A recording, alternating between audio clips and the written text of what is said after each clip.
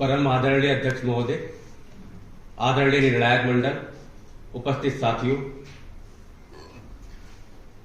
महोदय, आज का विषय क्या राष्ट्रीय सुरक्षा से समझौता किए बिना सुरक्षा बलों द्वारा मानवाधिकार का पालन किया जा सकता है कि विपक्ष में अपनी बात को रखूंगा। हम खून की किस्तें तो कई दे चुके, लेकिन ऐ खा के वतन हक तेरा अदा क्यों नहीं होता। अध्यक्ष महोदय, भारत का यह संविधान बाबा भीमराव अंबेडकर के द्वारा प्रारूपित अपने आप में अधिकारों को संजोए रखने वाला दुनिया का सबसे व्यापक और महान दस्तावेज है। महोदय, इसी संविधान में आर्टिकल 352 के तहत अधिकारों पर राष्ट्रीय सुरक्षा को महत्व दिया गया है। महोदय, जब हमारा संविधान राष्ट्र सुरक्षा को महत्व देता है तो सुरक्षा बल क्यों न दे। महोदय, इसी संविधान के आर्टिकल 33 के अनुसार सैनिक एक सुरक्षा बल के मौलिक अधिकार और मानवाधिकारों के साथ एक सैनिक अपना कंप्रोमाइज कर सकता है, तो वो किसी और को राष्ट्र सुरक्षा के साथ खिलवाड़ कैसे करने दे सकता है। अध्यक्ष महोदय, मैं इसी के परिप्रेक्ष्य में आचार्य चाणक्य की एक बात कहना चाहूंगा।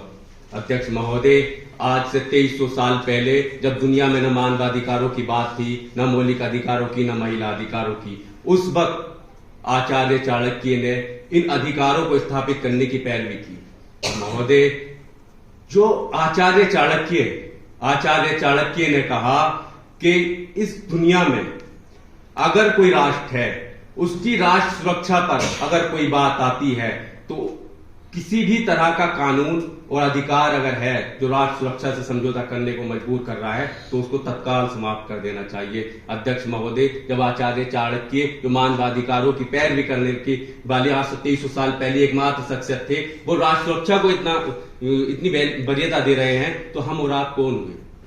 अध्यक्ष महोदय, इसी के परिप्रेक्ष्य में अपनी बात को आगे रखते हुए कहना चाहूंगा, जो हमारे पक्ष के साथी हैं, इन्होंने अभी जिक्र किया, कश्मीर का जिक्र किया, अफस्पा कानून का जिक्र किया। महोदय, अफस्पा कानून आज कश्मीर में लागू है, पूर्वोत्तर के कई हिस्सों में लागू है। महोदय, यही तो कारण है कि आज 370 कश्मीर से हट चुकी है।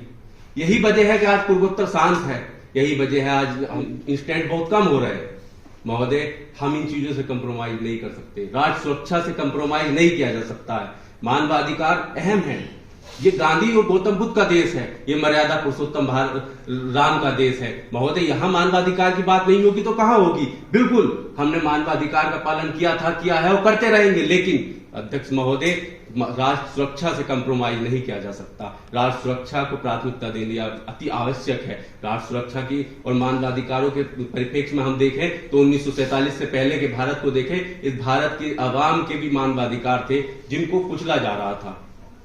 उन्हीं मानवाधिकारों की लड़ाई अगर किसी ने लड़ी, उन्हीं मानवाधिकारों की हिफाजत अगर किसी ने की, तो भगत सिंह, सुखदेव, राजगुरु जैसे लोगों ने की। तो महोदय, आज इन्हीं के तरीकों पर चलकर भारत की सेना, इस 135 करोड़ जनसंख्या वाले देश भारत के लोगों की मानवाधिकारों की हिफाजत हो रही है। महोदय, ये सुरक्षा बल अगर किसी का तरीका इख्तियार कर रहे हैं तो ये भगत सिंह, सुखदेव और राजगुरु का तरीका है।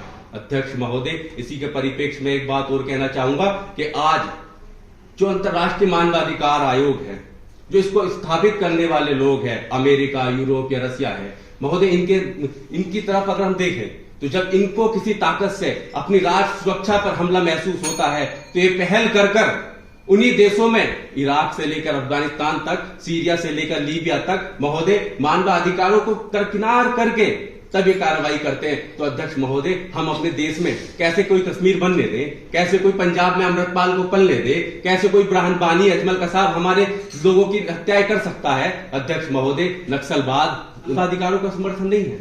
महोदय, ये जब लोग मानवीयता को दरकिनार करके अमानवीय काम करते हैं, तो महोदय, उनके लिए मानवाधिकारों की बात ना की जाए।